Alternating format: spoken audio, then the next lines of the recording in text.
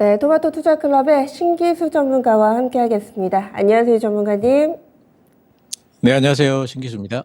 네, 시장 상황 보겠습니다. 우리 증시가 지금까지 나타내고 있는 시그널 잡아주시죠. 사실 그 지난주 이 시간하고 그렇게 크게 변한 건 없습니다. 뭐 이제 S&P 500 같은 경우에도 옆으로 일주일간 횡보를 했고, 어쨌든 급반등 이후에 지금 숨고르기 구간인데, 숨고르기 이후에 과연 어떤 식의 움직임이 될지 이런 부분들에 대해서 지금 뭐 딱 점치기가 힘든 구간인 것 같아요. 어쨌든 지금은 이제 물은 들어오는 구간이다. 하지만 여기서 반등 이후에 랠리가 전개될지, 아니면 또다시 이제 박스권의 가치는 조정이 들어올지 이런 부분에 대해서는 좀 불확실하다 이렇게 말씀을 드릴 수가 있고요. 어쨌든 6월 달이 시작이 되면서 지금 월봉을 한 번도 안 봤기 때문에 방송에서 잠깐 코스피 월봉을 보도록 하겠습니다.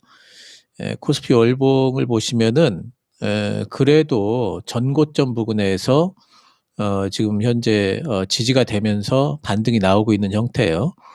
보통 이렇게 이제 전고점 부근에서 지지가 되면서 반등이 나온다면은 전고점 부분까지 빠졌다는 것만 해도 상당히 이제 어떤 많은 부분들이 가격에 반영이 돼 있다. 그게 어떤 것들이 됐을지언정 이런 생각을 해볼 수가 있고, 또 이 부분에서 이제 반등이 나오게 된다면은 조그마나 이제 호재가 있어도 반등이 조금은 좀 생각보다 강하게 나올 수도 있는 그런 여지는 분명히 있다. 이렇게 이제 생각을 할 수가 있어요. 그래서 지금 이제 그런 부분들이 가능성은 있지만 단기 랠리의 가능성 같은 것들 이런 것들은 분명히 있어요. 하지만 이제 현재 상황에서 여러 가지 시장이 확인하고 싶어 하는 것들이 많이 있죠. 그 확인이 아직 안 됐기 때문에 거기에 대해서 명확한 판단을 하기가 힘듭니다. 그중에서 이제 가장 핵심적인 부분들이 이제 두 가지 정도가 있죠. 지금 시장에서 가장 크게 궁금해하는 거. 인플레이션이 과연 정점을 지나고 있는가 하는 게 첫 번째가 될 거고, 두 번째는 이제 경기 침체가 올까, 정말로.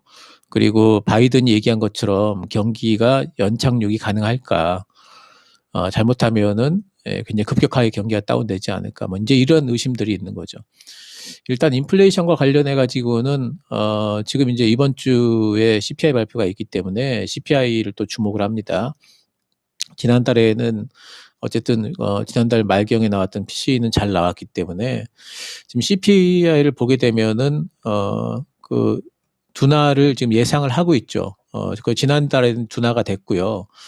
이번 달까지도 둔화가 될 걸로 4월 달 8.5 그리고 3월 달 8.5 그리고 4월 달 8.3인데 5월 달에는 8.1 정도가 되지 않을까 지금 예상을 하고 있습니다. 이 예상대로 들어간다면 참 좋겠죠. 또 이 예상보다 적게 나온다면 참 좋을 거고요.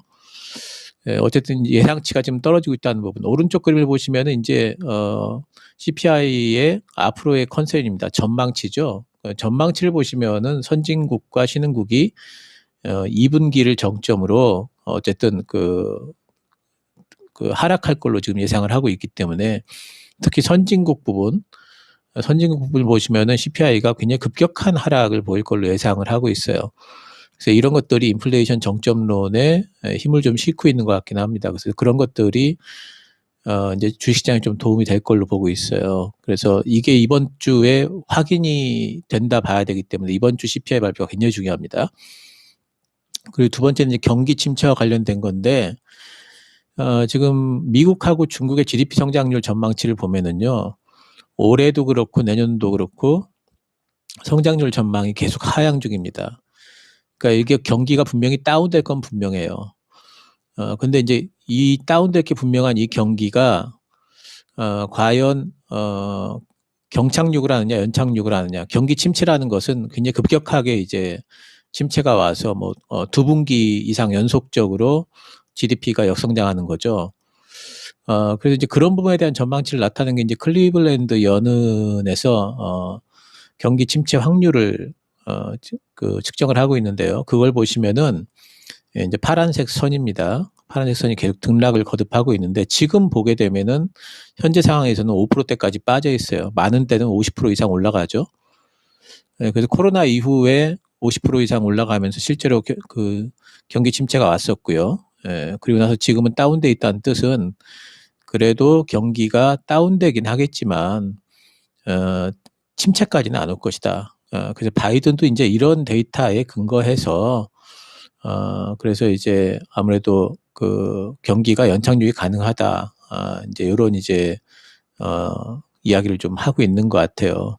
근데 이제 이것이 또 그 언제 또 갑자기 또 치솟을지, 그러니까 이런 전망치 같은 것들이 결국에는 CPI라든가 뭐 이제 고용이라든가 이런 부분들과 관련해서 또 전망치가 바뀌기 때문에 이게 이제 많이 빠졌다는 뜻은 또 올라갈 수도 있다는 뜻이기 때문에 이런 부분들이 상당히 좀 불확실한 부분들이 있습니다. 그래서 이런 불확실성들이 시장에서 변함이 없어요. 그러니까 내용상으로 변함이 없는데 시장은 일단 많이 빠졌다는 어떤 인식, 예, 그리고 그 혹시 인플레이션 정점이 아닐까라는 기대감, 그리고 경기가 아직까지는 소비가 살아있다라는 것들, 이런 것들 때문에 이제 반등이 나왔는데 지금 현재 상황에서 좀 기술적 반등이다 보는 게 좋겠죠. 왜냐하면은 여기서 계속해서 또 올라간다라고 배팅을 하기에는 뭔가 좀 아직까지도 해결되지 않은 것들이 많이 있기 때문에 그래서 일단 기술적 반등으로 봤을 적에 코스피의 어떤 이제 그 목표가라든가 이제 이런 것들을 보기 위해서는 이제 S&P 500을 안 볼 수가 없습니다. S&P 500 그 차트를 보시면은 위쪽에 이제 제가 그리는 빨간 선이 굉장히 좀 강력한 벽이에요. 예, 저 벽을 넘으려면은 굉장한 호재가 좀 필요한데 이제 벽이 거의 가까이 왔지 않습니까? 근데 이것을 지금 넘을 수 있는 호재거리가 과연 단기적으로 존재하는가에 대해서 좀 생각을 좀 해봐야 돼요. 예, 딱히 보이질 않죠. 또 그다음에 이제 코스피를 또 보도록 하겠습니다. 이제 S&P 500이 위쪽으로 간다 치면은 코스피도 또 이제 올라가겠지만 지금 코스피도 또 만만치 않은 지금 매물벽이 또 기다리고 있죠. 예, 빨간색 사선이 2,700을 넘는 게 굉장히 좀 이제 관건이 될 거예요. 근데 그걸 넘는다 해도 또 2,750, 2,800 전부 다 굉장히 단단한 매물대들이 지금 대기를 하고 있어서 과연 시장의 심리가 저런 것들을 돌파를 해낼 수 있을 만큼 심리가 강한가, 이런 부분에 대해서 아직까지는 좀 불확실한 부분이 있고요. 또 마지막으로 요즘에 이제 우리나라 그 원달러 환율이 좀 죽어져 있는데 그것이 이제 좀 시장에 도움이 되죠. 달러 인덱스를 보도록 하겠습니다. 달러 인덱스를 보면은 달러 인덱스가 이제 조정은 좀 받았어요. 그러면서 우리나라 원달러 환율도 빠졌는데 지금 현재 상황에서 보면 달러 인덱스가 추가 하락을 할 것이냐, 이 부분도 지금 불확실하죠. 오히려 지금 차트 형태만 본다면은 반등이 나올 것 같은 분위기예요. 달러 인덱스가 반등이 나온다는 뜻은 또 시장에 여러 가지 심리를 좀 해치는 부분들이 있기 때문에 그런 시장에 또 조정받을 빌미가 되겠죠. 그래서 이런 것들이 여전히 좀 불확실하다, 이렇게 좀 봐야 되겠고요. 가장 좋은 베스트 케이스를 얘기한다면은 CPI가 지속적으로 하락을 하고 이 얘기는 이제 인플레이션 정점을 찍었다는 게 확실해지고 또 고용이 지속적으로 또 증가를 해야 되겠죠. 이거는 이제 경기가 경착륙하지 않을 거다라는 이제 이런 신뢰를 줄 수가 있을 거고, 또 금리 인상에 대해서 자이언트 스텝은 없다, 빅 스텝 이하다, 이런 부분에 대한 신뢰가 이제 쌓이게 되는 거죠. 이것이 된다면은 그러니까 이 세 개가 전부 다 제가 말씀드린 게 다 가능성은 있죠.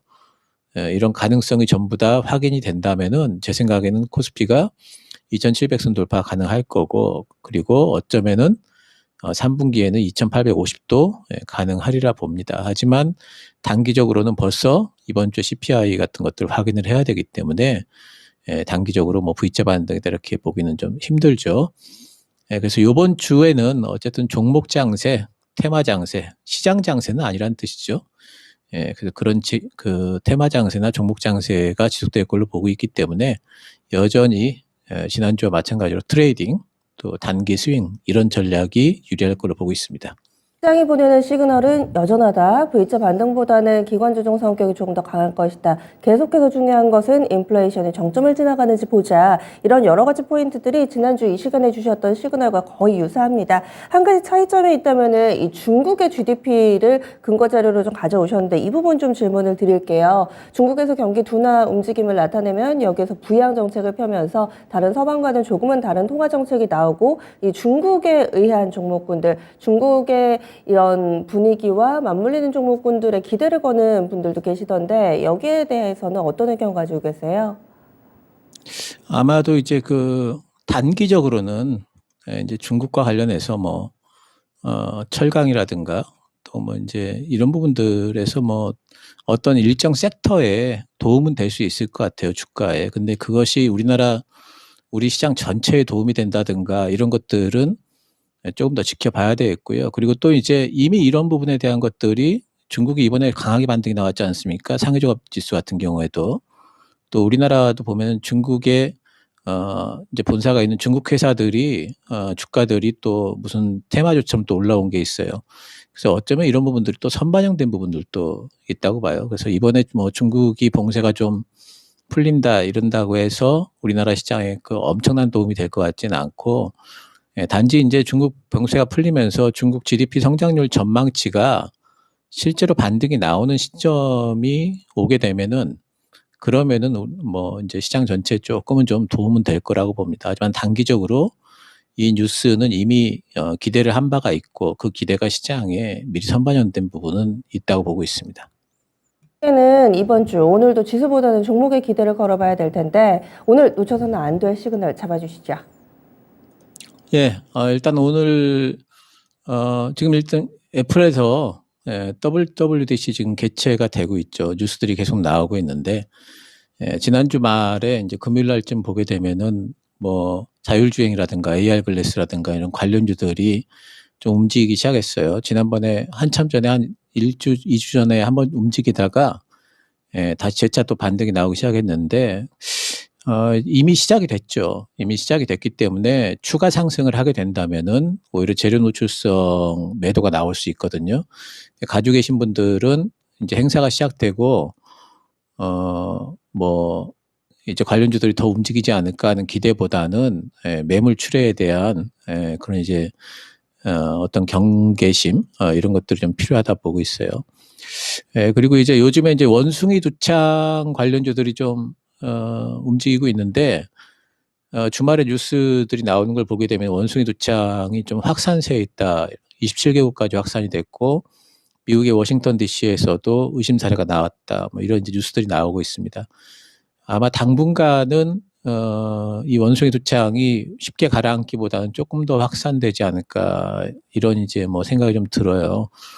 시장은 코로나에 한번 그 대인 적이 있기 때문에 이런 부분에 반응을 또 많이 할 겁니다. 그래서 오늘도 관련주들이 조금 움직일 텐데 이쪽 테마주들은 오르면은 팔고요. 그리고 주식이 잠잠해지면은 조금 또 들어가고 또 뉴스 나올 때 오르면 또 팔고 이런 형태로 짧은 매매를 당분간 또 계속할 수 있을 걸로 보고 있습니다. 그리고 지금 우리나라의 그 달 탐사선이죠. 지금 이제 미국 가가지고 8월 달쯤에 그 이제 발사된다 그러고 이번 달에도 누리호 발사도 있고 하기 때문에 우주항공 관련주들 지금 접근이 좀 가능할 걸로 보고 있습니다. 그리고 그쪽도 한번 좀 관심 가져보시고 신재생 쪽이 뭐 이제 미국 쪽에 태양광 관련된 좋은 뭐 얘기도 있고 해서 올라갈 걸로는 보는데 뭐 짧게만 보신다면은 그러면 올라가다 또 내려올 수도 있어요. 조정받을 수도 있어요. 그래서 그렇게 보시면은 오히려 좀 실망하실 수 있습니다. 짧게 보시려면 아예 짧게 보시고 단기 트레이딩으로 하시고, 저는 이제 신재생 쪽에는 요번에 이제 실제로 그 반등이 나오기 시작하면은 조금 길게 봐도 된다고 봐요. 그래서 신재생 쪽에 태양광 풍력 수소 쪽에는 조금 이제 중기 투자를 하시든지 아니면 아예 짧은 트레이딩을 하시든지 둘 중에 하나를 하시는 게 좋을 겁니다.